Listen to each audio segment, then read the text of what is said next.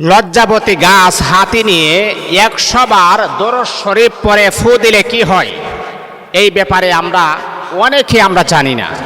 দেখুন, লজ্জাবতী গাছ এটা হাতে নিয়ে যদি আপনি রাসূল আকরাম সাল্লাল্লাহু আলাইহি ওয়াসাল্লামের উপর দরুদ শরীফ পাঠ করেন, এতে করে আপনার কি ফায়দা হবে, এতে করে আপনার কি লাভ হবে, আপনি কি লাভবান হবেন, এটা জানলে এই আমলটা কখনো আপনি মিস করবেন না।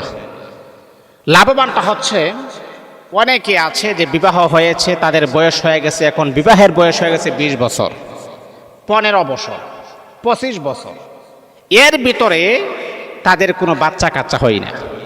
যে সংসারে বাচ্চা হয় না, সেই সংসারের ভিতরে ঝামেলা আছে না নাই বলেন তো আপনি? মানে কি পরিমাণ কষ্ট, কি পরিমাণ ডিপ্রেশন। হারি আমার সব আছে, টাকা পয়সা, ব্যাংক ব্যালেন্স সব আমার আছে, কিন্তু আমার একটা সন্তান নাই।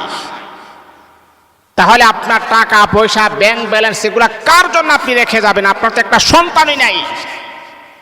অনেক ছেলেরা হাই হতাশ করে হারে, কত মাজারে কত কিছুতে মান্যত করে। দেখেন, আমি আপনাদেরকে বারবার বলি, আল্লাহ পাক রব্বুল আলামিনের কাছে আপনি চাইবেন, আমার আল্লাহ আপনার ব্যবস্থা করবেন। কোনো মাজার বাবা আপনার ব্যবস্থা করতে পারবে না, কোনো পীর বাবা আপনাকে সহযোগিতা করতে পারবে না, কোনো দরবেশ বাবা আপনাকে সন্তান দিতে পারবে না।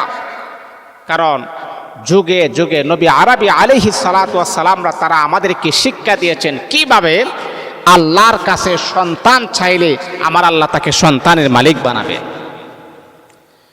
এ বন্ধুরে আমার শোনা, পয়গম্বর ইব্রাহিম আলাইহিস সালাতু ওয়াস সালামের বয়স হলো 87 বছর। চিকিৎসা বিজ্ঞান তারা প্রমাণ করে না একজন পুরুষের যখন 50-এর ঊর্ধ্বে যখন তার বয়স যখন চলে যায়, তখন সন্তান হওয়ার আর সম্ভাবনা থাকে না।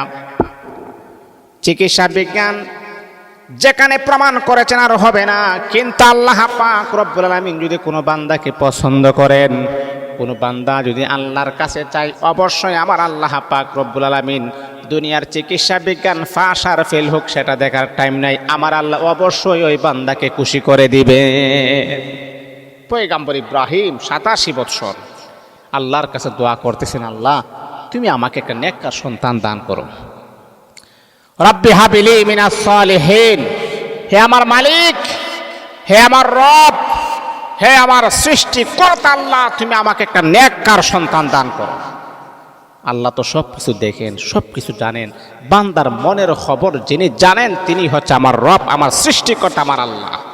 আল্লাহ বলেন, ফাবাশশারনাহু বিগুলামিন হালিম, পয়গম্বর ইব্রাহিম সুসংবাদ গ্রহণ করো, আমি আল্লাহ তোমাকে এমন সন্তান দিব যেই সন্তানটা হবে নম্র, ভদ্র, আদব, কায়দা, যেই সন্তান তোমার সাথে সুন্দর ব্যবহার করবে, যেই সন্তান তোমার চোখে চোখ রাঙিয়ে কথা বলবে না, যেই সন্তান এতটাই ভদ্র হবে, এতটাই নম্র হবে, তামাম পৃথিবীর সমস্ত মানুষের জন্য আমি আল্লাহ মডেল বানিয়ে দিব।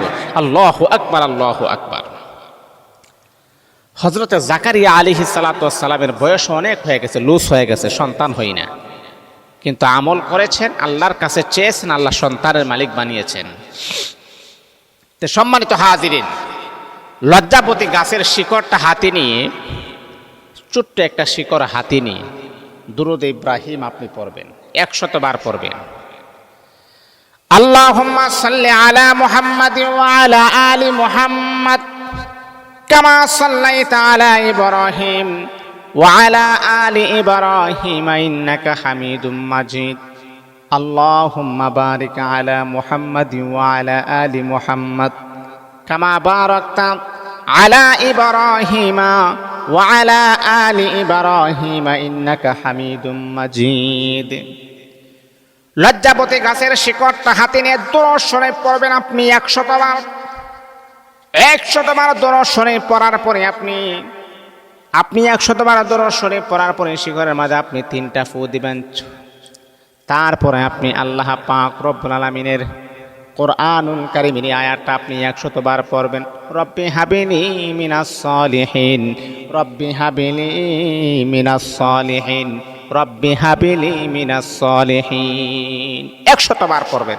পড়ার পর আল্লাহকে বলবেন, আল্লাহ তুমি তো তোমার বান্দার মনের খবর জানো, হে আমার মালিক, আমার রব, কি আশা নিয়ে তোমার কাছে আমি হাজির হয়েছি, পৃথিবীর কোনো মানুষ না জানলেও তুমি ভালো করে জানো।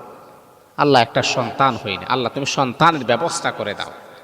এই যে লজ্জাপতি গাছের মাঝে 100বার দুরূদ শরীফ পড়লেন, 100বার আপনি রব্বি হাবিলি মিনাস সরি দোয়াটা পরে শিকড়টাকে ছোট করে প্রয়োজনে আপনি এটা কোমরের মধ্যে রেখে দিবেন, তাবিজ করে কোমরে রেখে দিবেন।